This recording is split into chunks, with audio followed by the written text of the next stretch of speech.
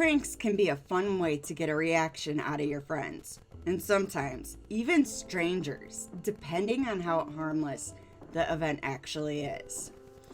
For a time, there were even TV shows based around the concept, such as Ashton Kutcher's Punk'd. But sometimes, they can backfire in the most horrendous ways, especially pranks done with malicious intent. Before we begin, please like, share, and subscribe to our channel. Every new sub helps us achieve our goal and keeps us motivated to create new content. With that being said, I'm your host, Jamie, and here are 10 films with pranks that went horribly wrong. April Fool's Day. The 1986 film April Fool's Day is arguably best known from its twist ending. Upon its release, it was met with mixed reviews, with a lot of criticism towards plot and character development. At the time, there was even some divisiveness for its ending. April Fool's Day follows a wealthy college girl, Muffy, known for being a prankster. She invites a group of friends to her secluded island estate, and unbeknownst to them all, that there's a mysterious assailant murdering everybody. April Fool's Day is one for a rewatch to see if it makes sense. The film was produced by Frank Mancuso Jr., who's dabbled in the slasher genre before. The end of April Fool's Day reveals that the entire murder mystery was an elaborate prank played by Muffy. She involved a Hollywood gore effects artist and got people to play along with it as it progressed. Everyone has a laugh. Me personally, I wouldn't have partaken. Technically, the prank went right as no one died, but they originally intended to have someone die. April Fool's Day does have a pretty good ending though. You can get fooled over on Fubo, Sling, Philo, Google Play, Fandango, or Prime. Number 2. Bodies, Bodies, Bodies. Bodies, Bodies, Bodies revolves around a group of Gen Zers who get together at one of their wealthy parents' mansion and play the Gen Z version of a murder mystery dubbed Bodies, Bodies, Bodies. Then things go horribly wrong. Pete Davidson's character is found dead, and then bodies slowly drop. Bodies, Bodies, Bodies is a well-crafted whodunit with a strong cast. It's also a scathing rebuke of Gen Z. This aspect of the film I'm ambivalent about because of its ham-fisted approach toward criticisms of Gen Z. The characterizations and dialogue more often than not feel like how boomers perceive Gen Z than how Gen Z is, which undercuts the film's more potent critiques about our society's disconnect with each other. It's even more of a shame because a Gen Xer directed the film and a millennial wrote it, both apparently having reached that precipice where they ignorantly and arrogantly proclaim how terrible the new generation is. The synth pop score is fun and creepy. Elements of it kind of remind me of It Follows. The use of motivated lighting not only adds to the visual aesthetic, but is reflective of the character's psychological states.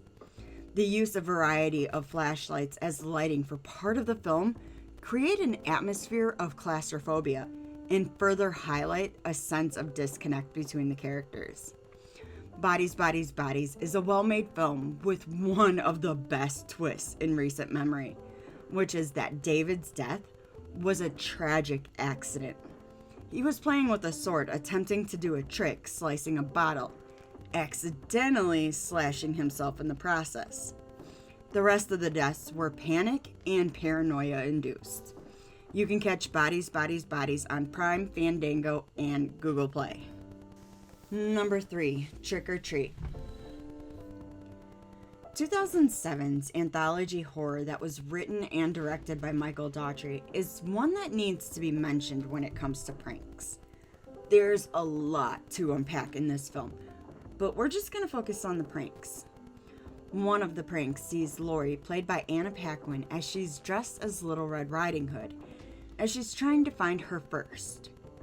Kinda sounds like she's wanting to lose her virginity, but we really don't know for certain. During the party on the main Dragon Town, she seems to keep running into people who want to scare her, but she's unfazed by their actions. She ends up heading to the party she was initially supposed to go to, and down a dark path lit by jack-o'-lanterns, a supposed vampire comes up and tries to kill her, and her screams are heard by the other party-goers. The body, wrapped in a red cloak, drops from a tree as Laurie saunters up to the crowd, revealing he's gonna be her first. At which point, all the women begin to transform into werewolves, consuming all the men. Nice turn there, where the pretty girl is actually the monster, and her victim is the local school's principal.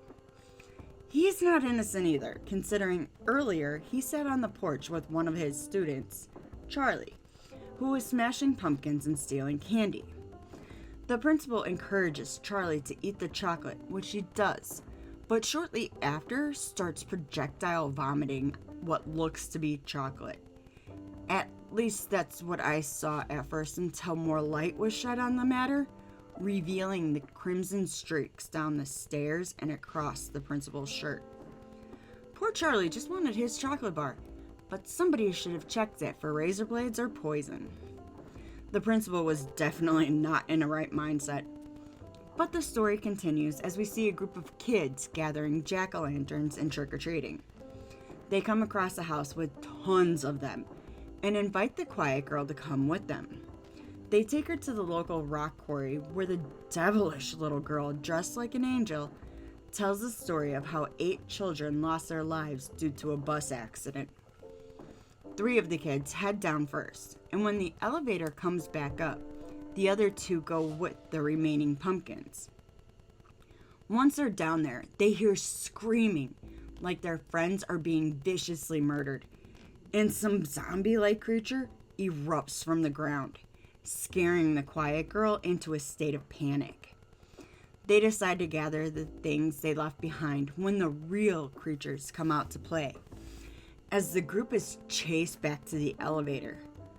But the quiet girl has already laid her claim to it, giving them false hope of being saved as she takes that elevator back up, leaving all the kids who played the prank to die at the hands of the 8 children who perished years earlier. All of these stories are connected, and some of the practical effects are just amazing, especially in the werewolf scene. But keep your eyes out for Sam, the little kid in the costume. He's always around. And remember to follow Halloween traditions next Halloween. Until then, you can go trick-or-treating on Prime, Google Play, Apple TV, or Fandango. Number 4, Carrie. Brian De Palma directed the 1976 adaptation of Stephen King's novel Carrie. With this classic, it needs no real retelling of the summary or backstory. We all know the tale. A young Carrie White lives with her abusive, super religious mother and goes to school where the torment never really ends. One day, Carrie is asked to the prom by the popular boy, and she accepts, thinking things will finally change for her. She ends up getting crowned prom queen when the popular crowd enacts on an evil prank targeted at the innocent Carrie, drenching her in pig's blood with the humiliation written across her face. She has finally had enough and unleashes the power laying within her. See, Carrie also has telekinesis, and she's able to strike at anybody that's messed with her. She locks the entire student body and faculty in the gymnasium, causing a panic to cascade through the environment, leaving destruction in its path. Slowly, the gym is engulfed in flames, letting Carrie walk out of the gym with the most stoic facial expression you'll ever see. She walks through the doors, slamming them with her powers, leaving all to burn alive. Us millennials know what bullying can do to people. We've seen it happen and the outcomes. Plus, you never really know what another person is going through, and people are unpredictable when pushed past their limits. So be kind. This film is a great adaptation, and the 2013 version isn't bad, but I feel it didn't have the same impact or chemistry. Either way, you can check out the entire story unfold on Max, Hulu, Sling, Prime, Fandango, Apple TV, or Google Play. Remember guys, if you're enjoying the video so far, make sure to hit that like button and subscribe to our channel. Number 5, Slaughter High. High school is hell on earth, not gonna lie. There's so much that happens in those 4 years that can have lasting effects on a person. Sure, there are some that say high school was the best time of their lives, but that just kind of reminds me of the stereotypical popular group that got everything they wanted, thinking they're above everybody else. Well, it's no different in 1986's slasher, Slaughter High. Marty is lured into the girls' locker room with Carol, one of the popular girls, with the promise of sex. After he's naked, the group comes out making fun of him, humiliating him. A little later, the group leader messes up Marty's science project, causing him to be covered in chemical burns. 10 years later, the group is invited to a reunion, but quickly learn they're the only ones invited, and the school is no longer in operation. One by one, each of them ends up dying in some brutal fashion, only to reveal Marty has been planning this and finally gets his revenge. I will tell you, that's not the ending either, so you'll have to see it for yourself on Tubi, Fandango, Plex, Google Play, or Prime. I will also say, the film did not go over well with critics at first, mainly because of the practical effects and horrendous accents. But in reality, it's one of those, it's so bad, it's good. So make sure to check it out. Number 6, Sorority Row. 2009 slasher film that was directed by Stuart Hendler, Sorority Row, is a remake of 1982's The House on Sorority Row. When a bunch of Theta Pi sisters go to a party, they decide to play a prank on Garrett, who cheated on his girlfriend Megan. She pretends to be dead as the group heads to the steel mine not too far away. However, Garrett ends up stabbing her with a tire iron, killing her for real. The group drops her down the mine shaft and vow to never talk about it again. 8 months later, they start getting text messages that seem to be from one of the people in their circle. Not so much the case, as each one ends up dying. The film is different. I can't say it's gonna be the best thing you ever saw or the worst, but it serves its purpose. Really, it reminds me of I Know What You Did Last Summer with the accidental killing and then somebody out to kill them for not admitting to their wrongdoings. Anyway, the cast has been praised with their roles, which they were all great, starring Brianna Evigan, Leah Pipes, Runner Willis, Jamie Chung, Margot Harshman, Audrina Patridge, and the lovable Carrie Fisher. The acting is obviously good, and the kills are definitely a must-see. So take a peek and pledge to Sorority Row on Pluto, Plex, The CW, Prime, Google Play, Apple TV, or Fandango. Number 7, Child's Play 3. Chucky, the infamous killer doll, made his first appearance in the 1988 slasher film Child's Play. The original film sees notorious killer Charles Lee Ray, also known as the Lakeshore Strangler, on the run in the midst of a shootout with the cops. After being shot in the leg and his ride ditching him, he ducks into a toy store.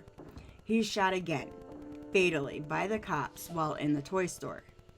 Charles, who has been taught voodoo, prays to the god of Damballa and transfers his soul into one of the popular good guy dolls on the shelf. Charles, or Chucky, in doll form, is given as a birthday present to a young boy named Andy, played by Alex Vincent. The longer Chucky stays in the body of the doll, the more human he becomes. His soul will eventually be trapped in that body. Since Andy is the first person that Chucky let in on his secret, he has to transfer his soul into Andy's body. The core story for Child's Play 1 through 3 is Chucky trying to become Andy, while murdering anyone he can. Child's Play 3 sees Andy as a 16-year-old sent to military school, played for the first and only time as Justin Wallen.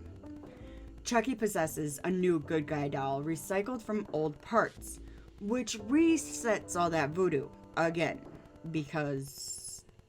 Anyway, he tracks Andy to military school. Chucky realizes the first person he reveals who he is this time is 8-year-old Ronald Taylor, effectively the new Andy. Child's Play 3 is easily the series' low point, but Chucky is still great. And the only people who are watching another Child's Play installment are looking to satiate bloodlust. The prank gone horrendously wrong was actually a plan gone wonderfully right for Chucky. Despite deaths by the hands of Chucky on sight, the military camp still moves forward on their annual war games. The camp is divided into 2 teams and given guns with paintball rounds. Chucky, of course, loads guns with live rounds, which creates chaos bathed in blood. So see Child's Play on Prime, Google Play, or Fandango. Number 8, Terror Train.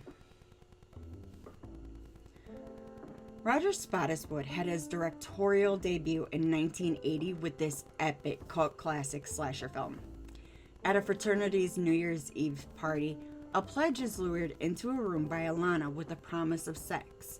However, the fraternity brothers had a female corpse waiting for him instead, causing Kenny, the pledge, to have a psychological breakdown. 3 years later, aboard a train for the annual New Year's Eve party, which doubles as a costume party this particular year, things quickly take a turn as the participants in the prank start dying in brutal and unusual fashions. The cast is brilliant, featuring Scream Queen legend Jamie Lee Curtis, David Copperfield, and Ben Johnson. Initially, the film didn't fare well with critics and audiences alike. That could be due in part to Friday the 13th just releasing, which that was the blockbuster hit for that time.